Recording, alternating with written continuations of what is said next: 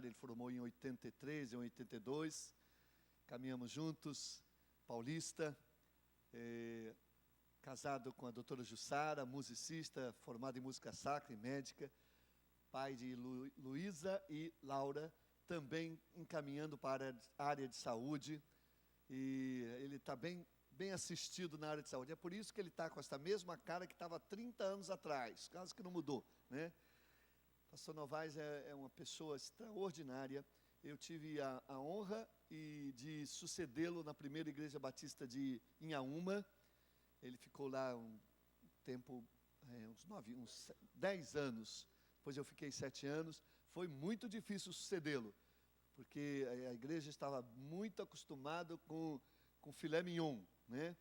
E eu tentei dar uma carne de segunda, assim, mas eu fui melhorando aos pouquinhos, né? E eles começaram a ter compaixão de mim, porque realmente o pasto era muito bom. Ele pastoreou a segunda de Brasipina, depois foi para a primeira de Inhaúma, depois a primeira de Teresópolis, e está há 16 anos na Igreja Batista Barão de Taquara. É um homem de uma inteligência extraordinária, de uma vivacidade enorme. Ele, quando eu era diretor acadêmico do Seminário do Sul, tive a alegria de tê-lo como nosso professor, um dos mais queridos e mais profundos, como professor lá da área de História do Cristianismo, História da Teologia, muitas vezes homenageado, muitas vezes paraninfo, realmente de um conhecimento muito grande.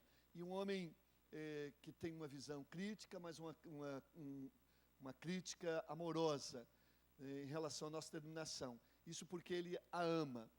A sua igreja é uma igreja muito fiel, das poucas igrejas do Rio de Janeiro, grandes igrejas. A igreja dele todo mês dá 10% da receita para o plano cooperativo. Hoje nós somos 500 igrejas na cidade do Rio de Janeiro, 10 igrejas que dão 10%, equivale a 50% da receita da nossa convenção de 10 igrejas. E eu passei muitos momentos difíceis financeiros lá na convenção, e às vezes ligava lá para o tesoureiro dele: adianta aí, meu irmão, adianta o plano cooperativo para nos salvar. E ele sempre adiantava, às vezes um mês seguinte. Então é um homem que ama a denominação e tem um compromisso com ela, não gosta muito dessa questão de assumir cargos, presidência, mas tem a maneira dele de cooperar com a denominação, com o plano cooperativo, ministrando cursos, pregando, e sempre solicitado, tem dado uma excelente contribuição, e nós louvamos a Deus pela vida extraordinária deste homem de Deus que aprendi a amar e respeitar. Vamos ouvir, certamente ele tem coisa muito boa para compartilhar conosco nesta noite. Olha, vocês desculpem aí o exagero. É por isso que eu gosto de ser apresentado pelos amigos, porque eles exageram bastante. Então pode descontar aí uma boa porcentagem, porque é só uma questão de carinho e de amizade. Eu quero agradecer pelo privilégio de estar aqui com vocês e gostaria que nós abríssemos então a nossa Bíblia em Atos. Olha, é a terceira vez que nós vamos abrir a Bíblia em Atos hoje. Percebem? Os que estão aqui desde cedo. O pastor Saião leu Atos, pastor Marins leu Atos, e eu vou ler Atos. Isso é bom, sabe o que aqui significa? Que nós estamos indo às fontes mais primárias para a gente observar as nossas referências. E isso é... Oi? Estamos atados. Olha, só que eu quero ler Atos 8. Atos capítulo 8. O tema que me foi dado foi sobre fazermos projetos para o reino ou fazermos projetos para nós próprios. E eu acho que esse texto, a partir do versículo 9, ilustra muito bem o que eu gostaria de compartilhar com vocês hoje. Eu quero dizer com toda a sinceridade do meu coração que o que eu estou dizendo aqui hoje, primeiro é para mim, eu quero que seja primeiro para mim, como um alerta total e contínuo, e compartilhando o alerta que é feito para mim com vocês essa noite, Atos capítulo 8, a partir do versículo 9. Um homem chamado Simão vinha praticando feitiçaria durante algum tempo naquela cidade lá em Samaria, onde Filipe estava pregando o evangelho. ele se dizia muito importante, e todo o povo, do mais simples ao mais rico, dava-lhe atenção e exclamava: este homem é o poder divino, conhecido como grande poder. Eles o seguiam, pois ele os havia iludido com sua mágica durante muito tempo.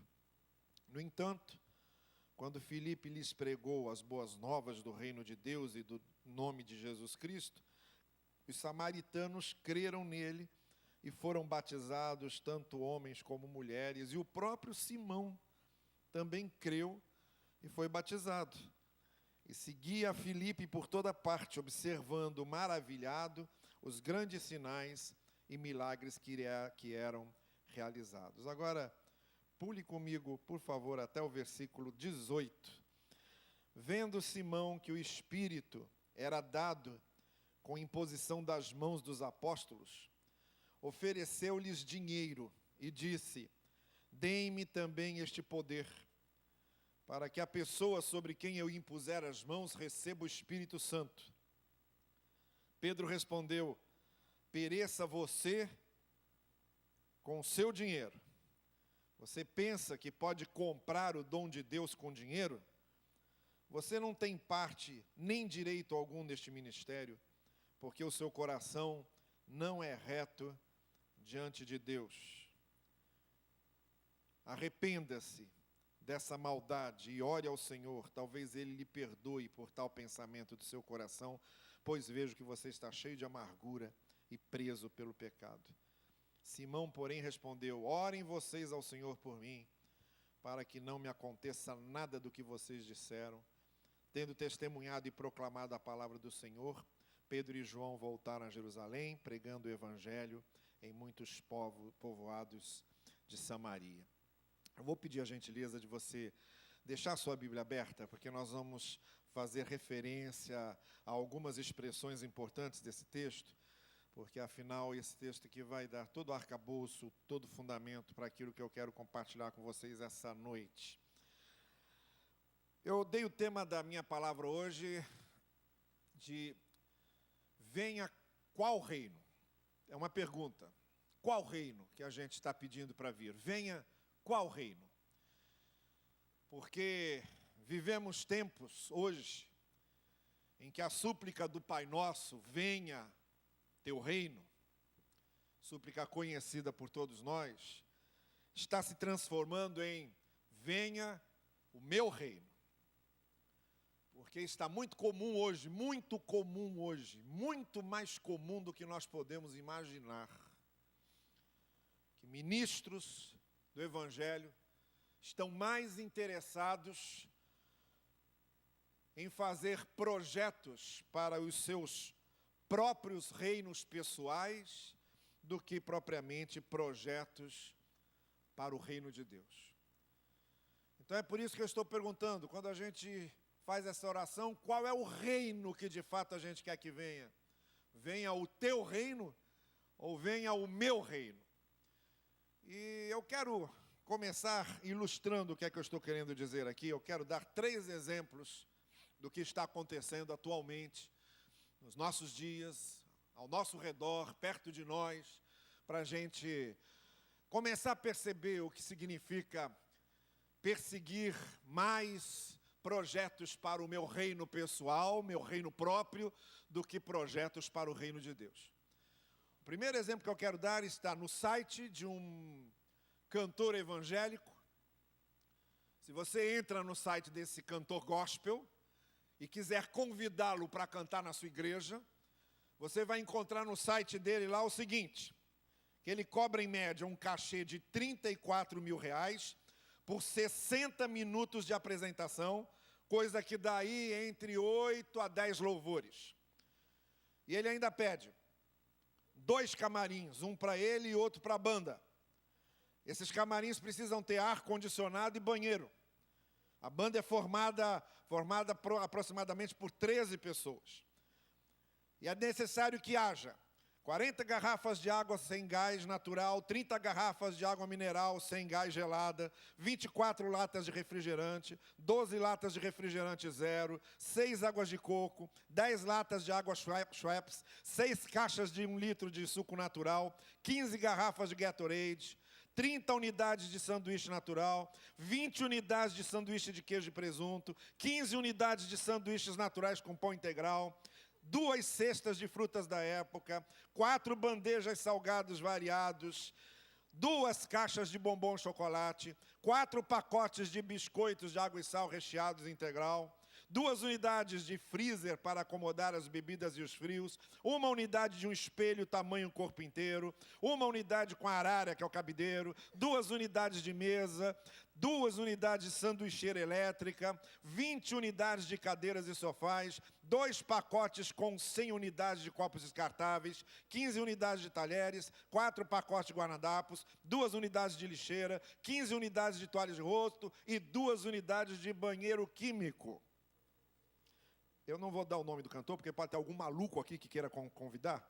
Então, não vou dar esse prazer. Segundo exemplo. Pastor Saião hoje estava falando daqueles que já não se contentam em ser apóstolos, estão sendo patriarcas. Esse patriarca do que eu estou falando, lá de Manaus, que é pai de vários patriarquinhas aqui pelo Rio de Janeiro. Esse patriarca, há coisa de 1 ano atrás, consagrou a mãe dele como a matriarca do útero profético. É verdade. Ele já tem lá a Virgem Maria deles. A matriarca do útero profético. Faz parte do conselho da igreja. O terceiro exemplo que eu quero dar é de um curso oferecido pelo Seminário Brasileiro de Teologia. Não é o Seminário do Sul. Seminário Brasileiro de Teologia, curso para pastores. É um curso para pastores. E eles ensinam quais são as atitudes que um pastor que quer sucesso deve tomar.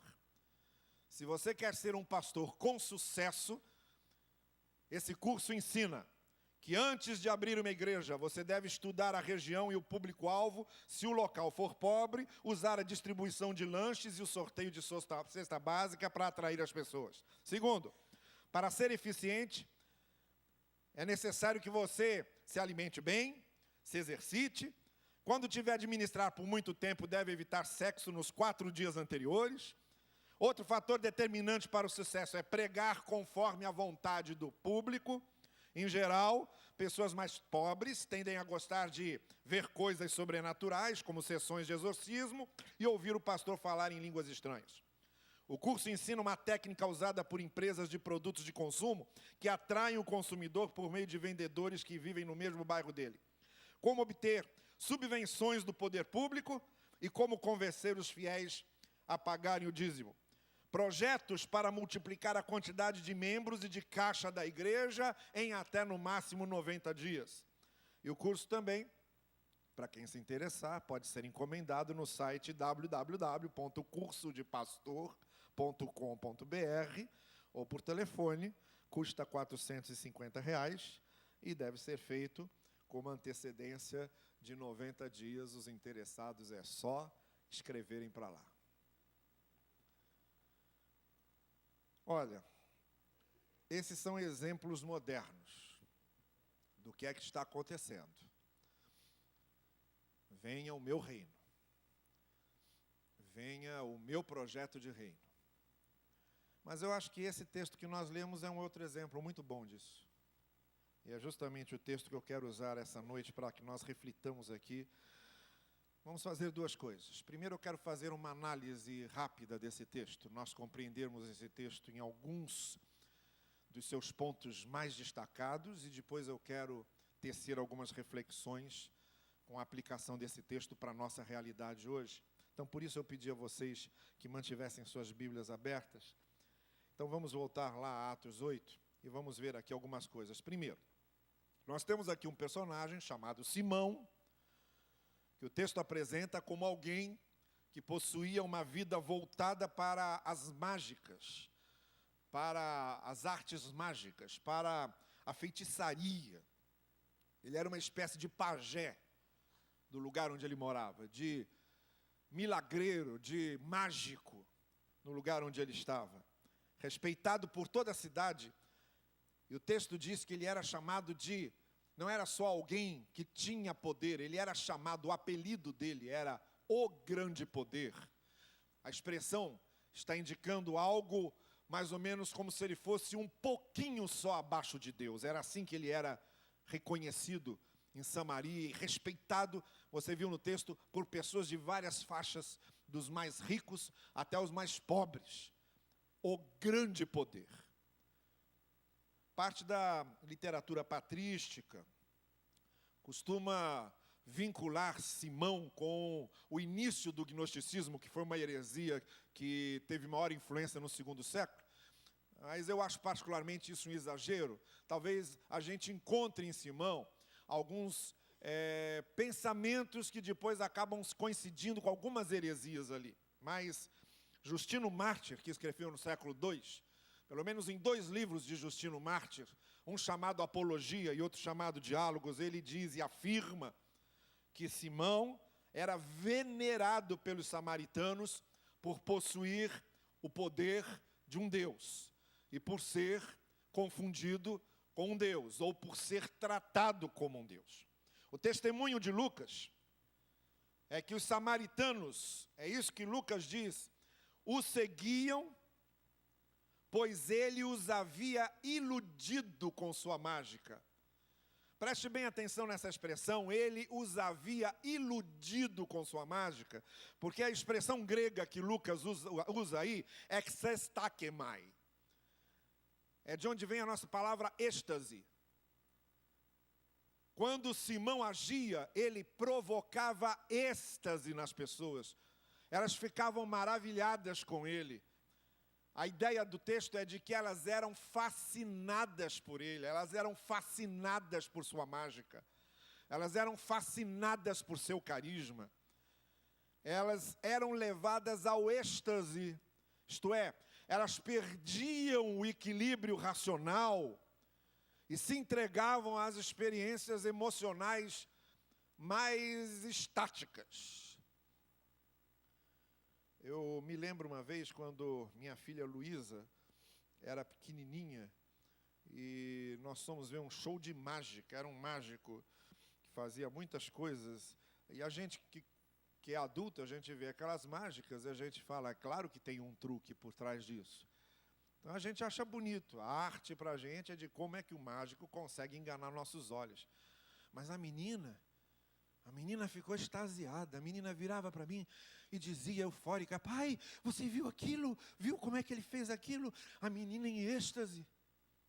Cada mágica que ele fazia a encantava. E aí eu via minha filha, na ingenuidade da infância dela, em total êxtase com aqueles truques. Pois é exatamente o sentido que o texto está querendo dar aqui. Simão os fascinava, ele os maravilhava, ele os deixava em êxtase, essa é a ideia. A segunda coisa que nós percebemos nesse texto é que então esse homem, ao ouvir a pregação do Evangelho por Filipe, que nós já conhecemos de outro texto, Filipe foi um dos 7 eleitos para ajudar a administrar o problema de dar um pouco mais de assistência às viúvas dos judeus helênicos. Bem, esse Filipe agora já tinha deixado aquela função e agora era um evangelista e estava correndo pelos lugares em que ele podia para levar o evangelho. E Filipe chega em Samaria, prega o evangelho e o texto diz que Simão creu e foi batizado. Agora, perceba como é que o texto descreve a mensagem de Filipe. A mensagem de Filipe era as boas novas do reino de Deus e do nome de Jesus Cristo. Essa era a mensagem que ele pregava. A especificidade das boas novas, a especificidade do evangelho era o reino de Deus, o compromisso com o reino, com os princípios do reino, com a ética do reino, e tudo isso através do nome de Cristo. Essa era a mensagem que foi pregada a Simão, essa era a mensagem que foi pregada a Samaria. E foi nessa mensagem que Simão creu. Simão se converte e ele é batizado. O sinal de que ele estava professando publicamente a sua fé. Ele estava se comprometendo com Jesus e com o reino. Ele foi batizado para que ficasse pública a sua profissão de fé em Jesus e o seu compromisso com o reino, de acordo com a mensagem de Lucas. Então aí agora nós temos um Simão, que quando está escrevendo esse texto, Lucas faz uma coisa extremamente interessante. Ele diz que agora Simão andava com Filipe, via os milagres que Filipe fazia, e antes, ele que era um homem que fascinava as pessoas ficavam maravilhadas com ele agora é que está fascinado com o que está vendo, ele é que está maravilhado. O verbo que é usado aqui é o mesmo que Lucas usou antes, extato. Agora, Simão não maravilha mais as pessoas, ele é que fica maravilhado com o que Filipe está fazendo, como se Lucas estivesse dizendo, olha, agora ele estava vendo prodígios de verdade. Agora ele estava vendo prodígios verdadeiros. A tal ponto de que agora ele se maravilhava, porque não eram os truques que ele fazia. Como se deixasse bem claro que agora Simão estava conhecendo a verdade. Então este é o Simão, e agora temos o Simão convertido. O homem que causava êxtase, agora ele é que fica em êxtase, vendo o poder de Deus agir na vida das pessoas. Em terceiro lugar, uma terceira observação que quero fazer sobre esse texto é que aí chegam Pedro e João, os dois apóstolos. Chegam lá, percebem que o Espírito Santo ainda não havia sido derramado sobre eles.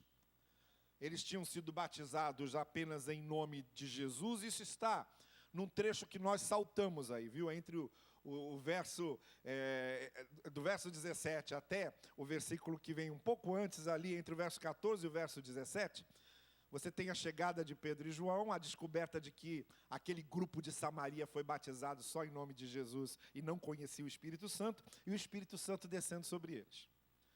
Eu não vou entrar nessa seara, até porque o nosso tempo não permite que nós tratemos desse assunto, mas quero fazer duas considerações sobre isso. Primeiro, a questão do Espírito Santo não ter sido derramado sobre aqueles crentes de Samaria, pelo fato de terem sido batizados só em nome de Jesus, não é a nossa preocupação central aqui nessa preleção.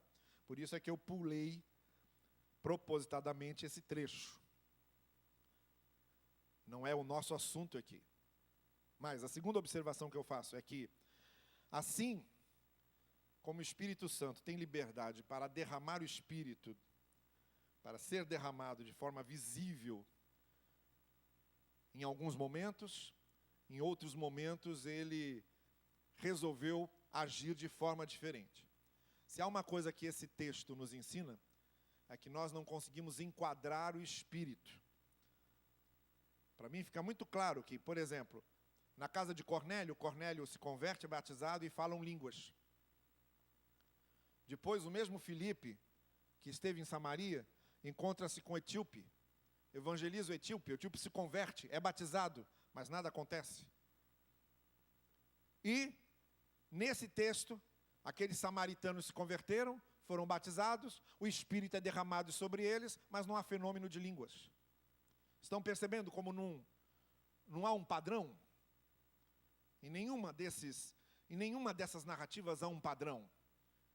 Se há uma coisa que eu aprendo aqui, com o texto de Atos, é que o Espírito Santo tem liberdade para agir como quer, nas condições em que ele acha melhor, dependendo dos propósitos soberanos de Deus. E nesse caso, não podemos fixar regras rígidas sobre os métodos divinos. Nesse caso, nem os ultratradicionais, nem os ultrapentecostais podem monopolizar as ações de Deus. Bem, esse é só o comentário que eu queria fazer, mas vamos voltar agora ao nosso assunto principal. O fato é que Pedro e João chegam lá encontram Simão e o grupo de samaritanos convertidos, impõem as mãos sobre eles, eles começam a receber o Espírito. Como eu disse, de uma maneira peculiar, diferente de outras situações. Aqui, por exemplo, não há fenômeno de línguas. O fato é que Simão se interessa por aquilo, ele acha aquilo diferente, novo, incrível. Tocar na pessoa e a pessoa receber o Espírito. Toca na pessoa e a pessoa recebe o Espírito.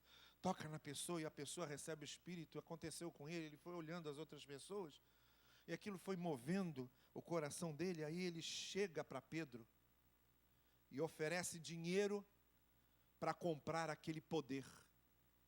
Quanto vocês querem para que eu tenha esse poder de tocar as pessoas e o Espírito cair sobre elas?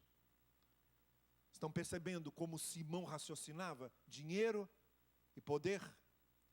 Dinheiro, são as duas palavras que são usadas aí. Dinheiro e poder. Dinheiro e poder. Não é tudo uma questão de dinheiro e poder? Nesses casos que eu citei aqui, em outros que estamos vendo. Dinheiro e poder. Quando dinheiro e poder se tornam as principais referências para a obra do Senhor, quando dinheiro e poder se tornam as principais referências para a obra do Senhor, nós nos afastamos dos projetos do reino de Deus para abraçar os projetos dos nossos próprios reinos pessoais. A reação de Pedro, do jeito como nós conhecemos já Pedro de outras instâncias, era, como sempre, intempestivo. Pedro não pensou duas vezes. E com a mesma intempestividade, Pedro recriminou Simão, disse-lhe palavras duras, quando percebeu que Simão estava acreditando que podia negociar a graça de Deus, que é uma coisa inegociável. Negociação com a graça de Deus é a negação da ideia da graça na sua essência.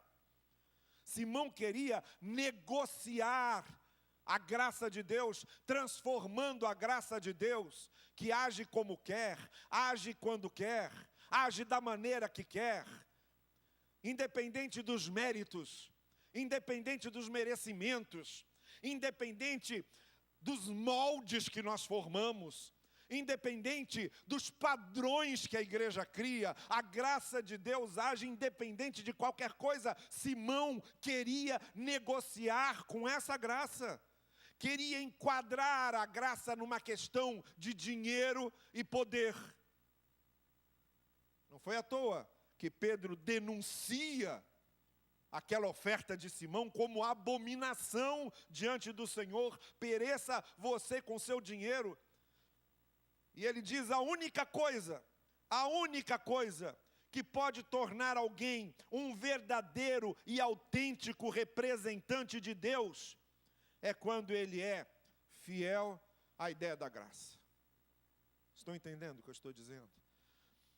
Se a graça de Deus é a essência da pregação do Evangelho, ministros do Evangelho, líderes do Evangelho, discípulos de Jesus, só terão legitimidade no que fazem se forem fiéis a essa essência do Evangelho, que é a graça de Deus. Pereça você e o seu dinheiro. E aí logo em seguida, depois de denunciar, Pedro convida ao arrependimento. Ele disse: arrependa-se agora, arrependa-se dessa maldade no seu coração. Você tem lá Simão, Pedro e Simão, uma